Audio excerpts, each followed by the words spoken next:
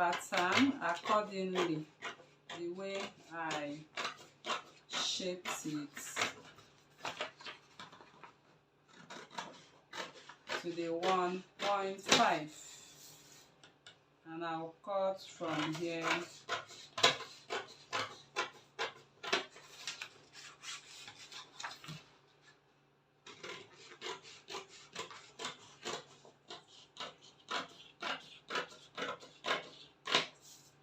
So I've taken off this dart which I don't need. So next I will do is to close up my bust dart. So bust darts I've opened and I'm going to close it up immediately.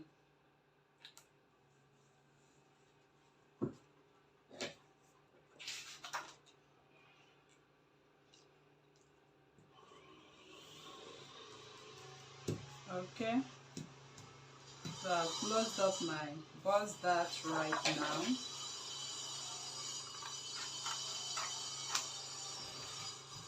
Alright, so that is that. So I love to match what I have from the chest line. I love to match it because once you match it, you actually know what you are working with. So especially for this round neckline we are working with. As I've matched it now, I'm going to reconnect this neckline. It's not actually going to be like this.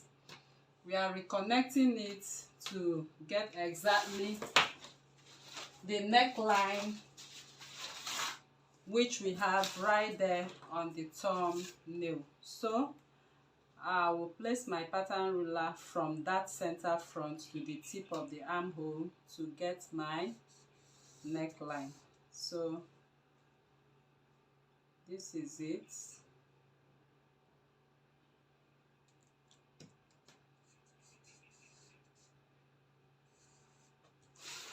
Can you see that? So that is how to go around this kind of neckline. So I'll just cut from here. I'll cut from here. So by the time I join my pattern pieces together, you'll see the neckline coming up and matching up exactly the way we want it. Okay, so we are good to go and we are done with the front pattern. So we want to jump into the back pattern now. So I'll keep my pattern for the front. Of course, you have seen what we have there. So next is to go into the sewing machine and put the pattern pieces together. So like I said, we are not reshaping anything. We are working a straight blouse. Okay. So I'll come over to the back pattern now. This is my back pattern. So I have to add up some pepper by the side to make up for the side peppers right here.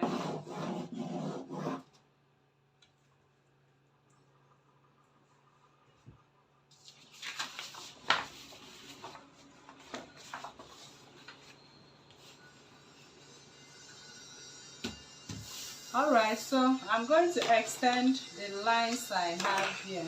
My lines, I have my chest line, I have my waistline, I have my full length line. Okay, so this is the full length of the blouse we are working with. So the next thing I want to do now, having taken these measurements, I want to cross check from the shoulder for the back to be sure I have the measurement. So because we have 2 inches bust intake dart, I've already reduced my 24 inches length of blouse to 22. Okay, so please take note of that. And I want you to note that I'm working that less for the back. I love to work that less for the back and it gives me a perfect fit at the end of the day.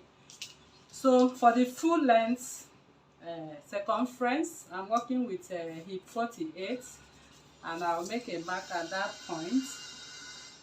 I'm working with waist 40 divided by 4. This is it, 10 inches. And chest line, I'm working with bust 43, but I added 0.25 of an ease to it.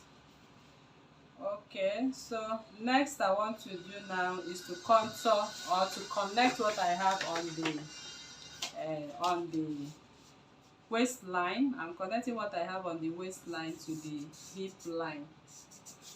Okay, so that is the shape you have when you connect. So next I will do is to contour my waist. On the waistline, I'm going to contour my back, because the human back is not straight at 0.75.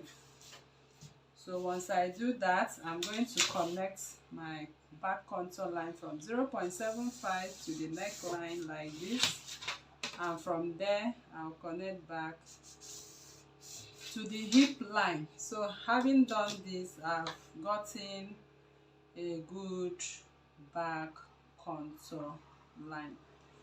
So you can also decide to come up by 2 inches for your contour line.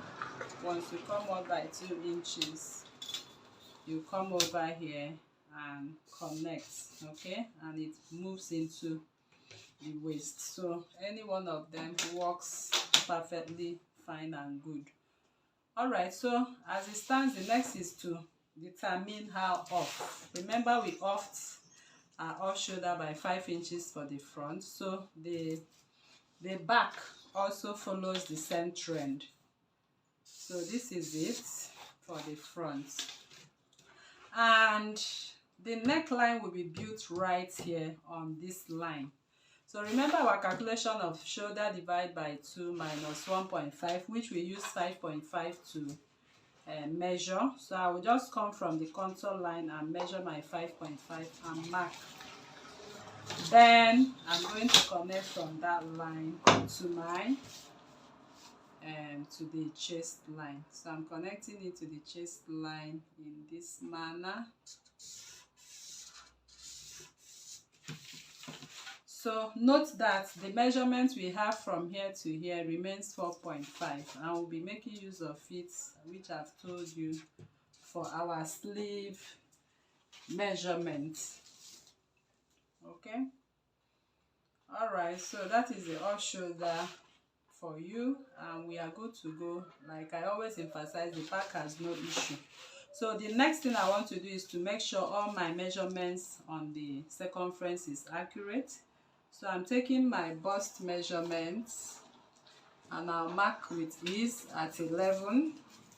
From my waist, I'll measure my waist measurement divided by 4, and I'll mark at 10. And on the hem, I still have my measurement at 12 inches. So I'm going to connect from here to here, and I'll flip my ruler, pattern ruler, and connect from here to here. So that is the pattern I have, and I'm going to recreate the neckline. So the neckline, I'm recreating it coming up from the chest line by 2.5. So if you want it down a little more, you can go ahead and recreate. So I place my neckline in this manner and recreate my back neckline. I don't want it to be too down. If you want it to be too down, you can go as far as what you have on the chest line. So coming from the shoulder, my neckline is simply at 7 inches, and it was nice and fine. So we are done with this pattern. Next I will do is to cut my pattern. Like I said, the back does not have issues. I'll go into the armhole.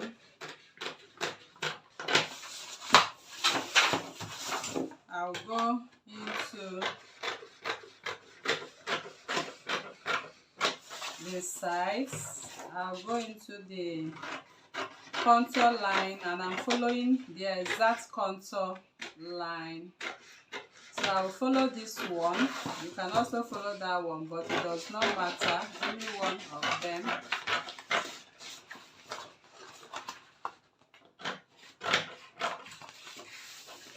So we are done right now, and this is what our back pattern looks like, looking beautiful and wonderful at this point.